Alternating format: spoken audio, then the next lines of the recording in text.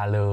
Hai. Kita masih bahas seputar center di human design gitu ya. Center atau apa namanya? Cakra. Cakra gitu ya. Nah, kita mau bahas center apa sekarang? Solar plexus. Nah, ini dia gambarnya ya, yang dilingkarin ya.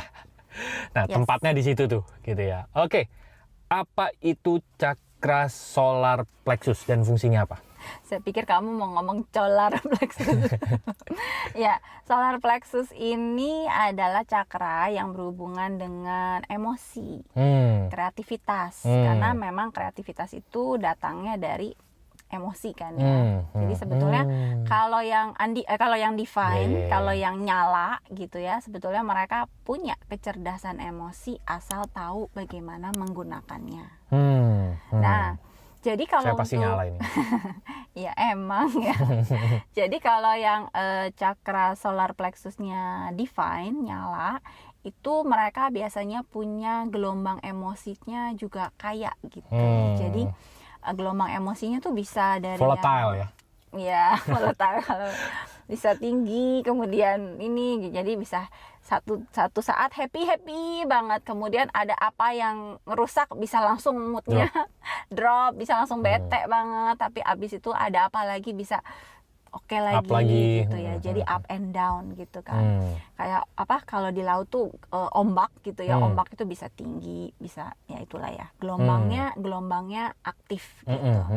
Nah, sebetulnya di satu sisi yang tadi ya, karena emosi itu sumber kreativitas, maka berarti orang-orang yang gelombang emosinya sering aktif sebetulnya adalah orang-orang yang kaya akan kreativitas gitu kan. Nah, memang kunci supaya gimana caranya kita bisa mengelola dan menggunakan itu alih-alih malah terhanyut ya gitu. Memang balik lagi ke kesadaran. Memang penting buat orang-orang dengan solar plexus divine ini, itu penting untuk menyadari dan mengenali gelombang emosinya dari momen ke momen gitu kan. Apakah sekarang saya lagi on, apakah ada emosi tertentu yang sedang dominan misalnya.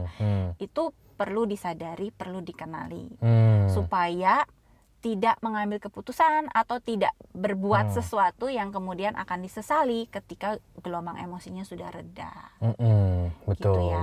betul. Dan Jadi juga, kalau misalnya terlalu excited ya cenderungnya melihat dari sisi yang positif aja gitu ya. Semuanya kelihatannya baiknya bagus doang gitu ya. Tapi kalau misalnya dia endapkan dulu, dia bisa melihat dari sisi negatifnya. Dia gitu bisa ya. melihat secara lebih menyeluruh lebih global. gitu ya. Nah, lebih nanti terbuka. dari sisi negatifnya itu dia bisa berkompromi nggak dengan hal itu gitu ya. Karena kan segala sesuatu pasti ada sisi baik, sisi positif dan negatif gitu ya. Betul. Oke. Gitu ya. Jadi penting sih kalau teman-teman yang solar plexus ya divine, boleh banget disarankan kalau pengen punya jurnal harian, itu sangat membantu untuk mengenali gelombang emosi yang lagi aktif gitu. Dan karena emosi ini adalah kreativitas dan juga sumber pelajaran ya sebetulnya ya, pesan apa sih dari diri kita yang lagi perlu diberesin dan lain-lain, itu kan munculnya dari emosi kan yang kita rasakan. Jadi sebetulnya kalau semakin teman-teman bisa mengenali, itu semakin banyak yang teman-teman bisa dapat gitu. Pelajaran, kesembuhan, kreativitas dari emosi-emosi yang aktif dan nyala gitu kan. Itu untuk yang divine ya. Terus kemudian kalau untuk yang undefined ya seperti yang cakar-cakar sebelumnya, undefined itu terbuka, menyerap dan bisa melipat gandakan.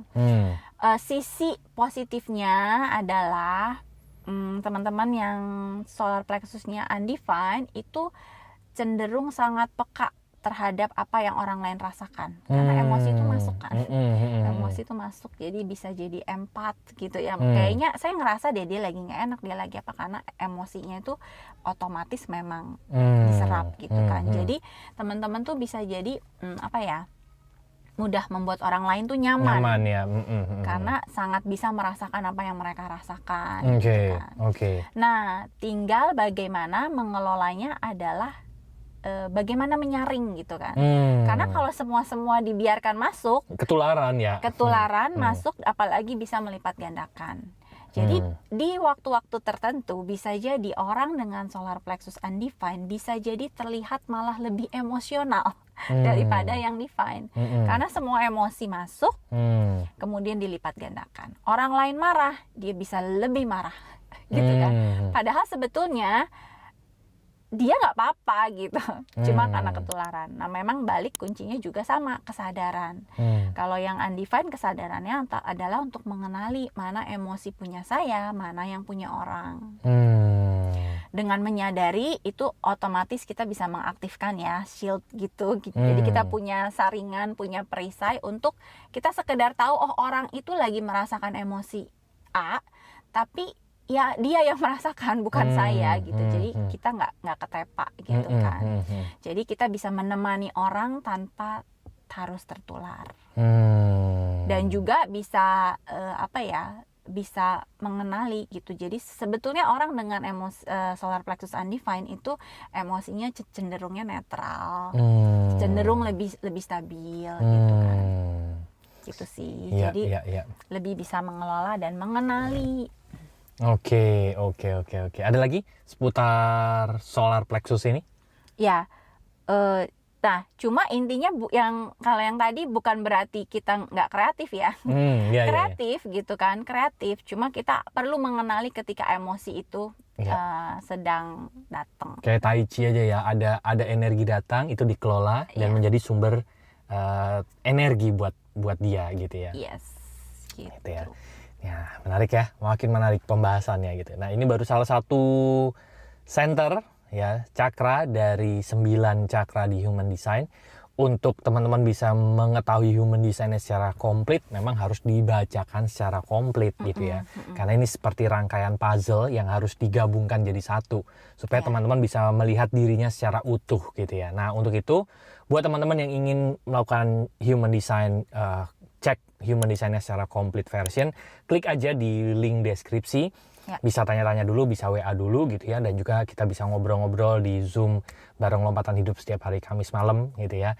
Dan klik aja di link deskripsi, silakan teman-teman pilih sesuai dengan kebutuhannya teman-teman. Kita akan ketemu lagi di episode mendatang, kayak masih seputar center. Oke.